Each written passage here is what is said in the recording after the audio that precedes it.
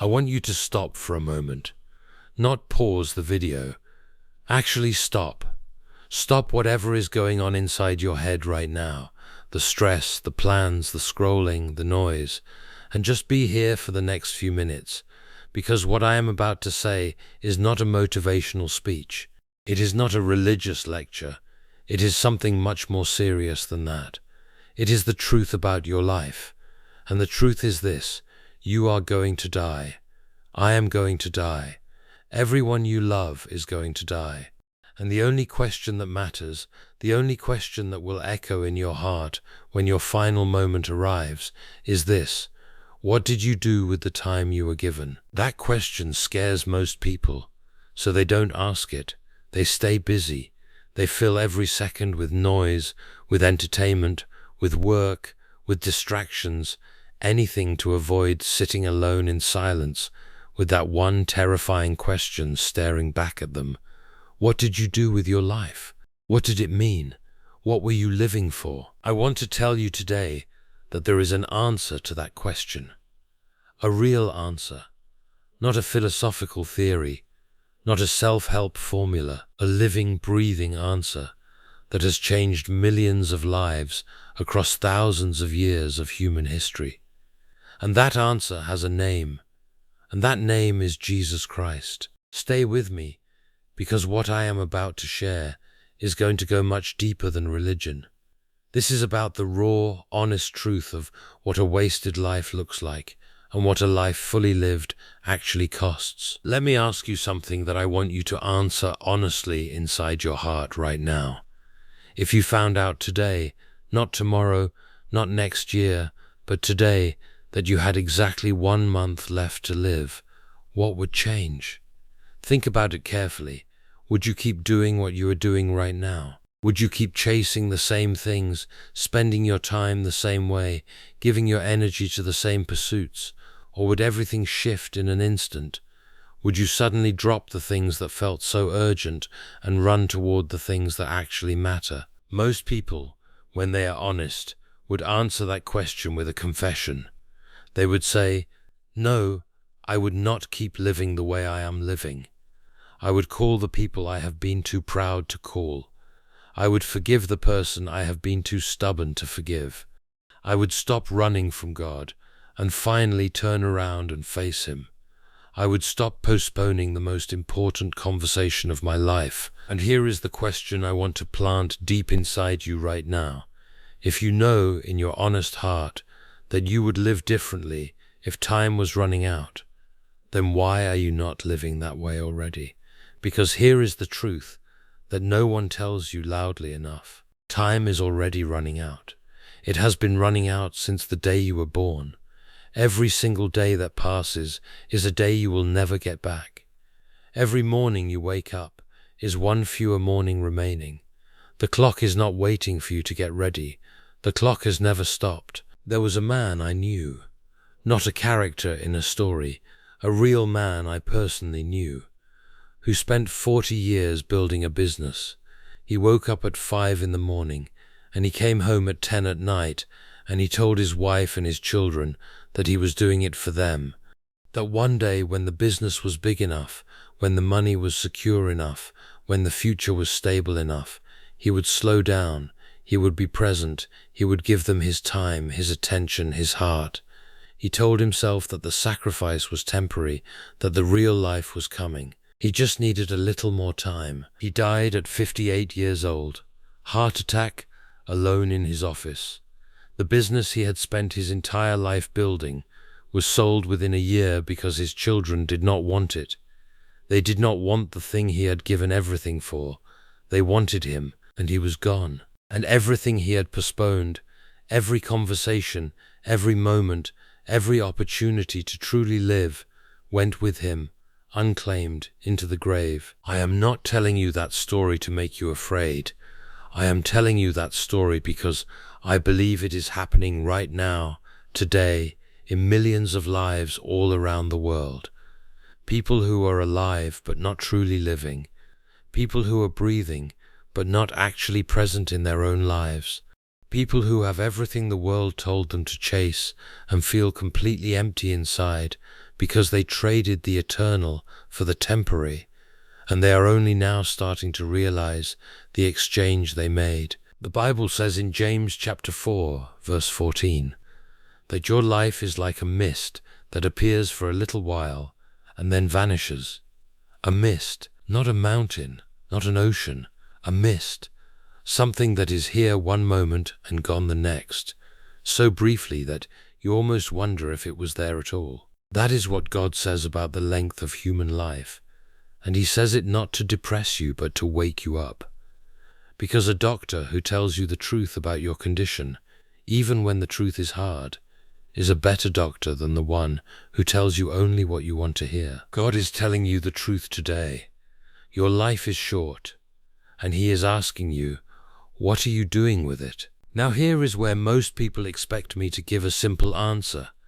They expect me to say, go to church more, read your Bible, stop sinning, follow the rules.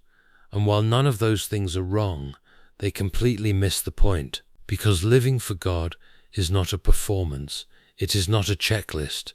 It is not a religious routine you follow to make yourself feel better about where you are going when you die.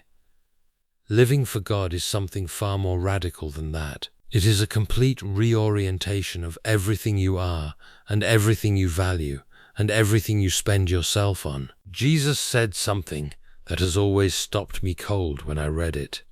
He said, "Whoever wants to save their life will lose it, but whoever loses their life for my sake will find it." That is one of the most counterintuitive, most unsettling, most deeply true things ever spoken. He is saying that the person who spends their entire life protecting themselves, building themselves, promoting themselves, securing themselves, that person will arrive at the end and discover that what they were holding onto so tightly was never really life at all. But the person who gives themselves away, who surrenders control, who lives for something bigger than their own comfort and ambition and reputation, that person discovers something the world cannot give and cannot take away. I want to tell you something now that might feel like a twist.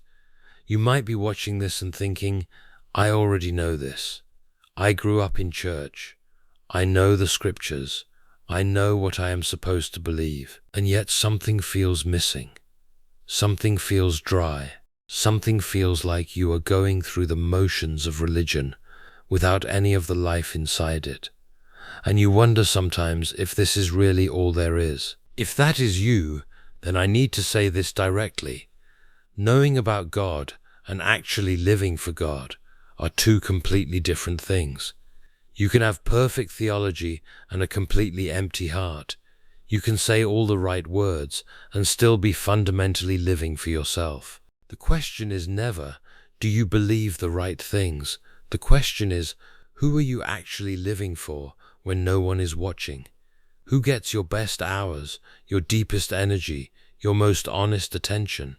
Because whatever that is, whatever you are actually giving your life to in the ordinary hours of every ordinary day, that is your real God. That is what you have actually chosen. And here is the twist that changes everything. Most people think living for God means giving something up. They think it means a smaller life, a more restricted life, a life of sacrifice and duty and quiet suffering. But every single person I have ever met who genuinely surrendered their life to God, not the performance of it, but the actual surrender of it, every single one of them will tell you the same thing. They will tell you that what they found on the other side of that surrender was not smallness. It was freedom. It was a sense of purpose so deep and so solid that nothing the world had offered them before had ever come close. Because when you stop living for the approval of people who will forget you and start living for the God who made you and knows you and loves you completely, something lifts. The weight that you did not even realize you were carrying, the weight of having to be enough, of having to prove something, of having to build something that would last, that weight lifts, because you realize that the lasting thing has already been built.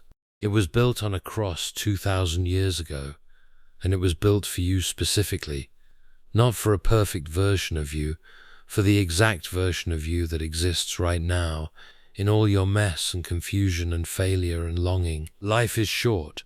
I am not going to soften that truth, because softening it would be a disservice to you.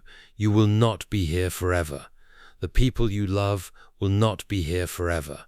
The opportunities in front of you right now will not wait indefinitely. And the question of what you are living for is not a question you can keep putting off until you have more time, more stability, more certainty, more courage. You answer that question whether you mean to or not, with every single day you live. The only choice you have is whether you answer it consciously or by default. So I am asking you today not to become religious, not to join a church, not to clean up your life before you come to God.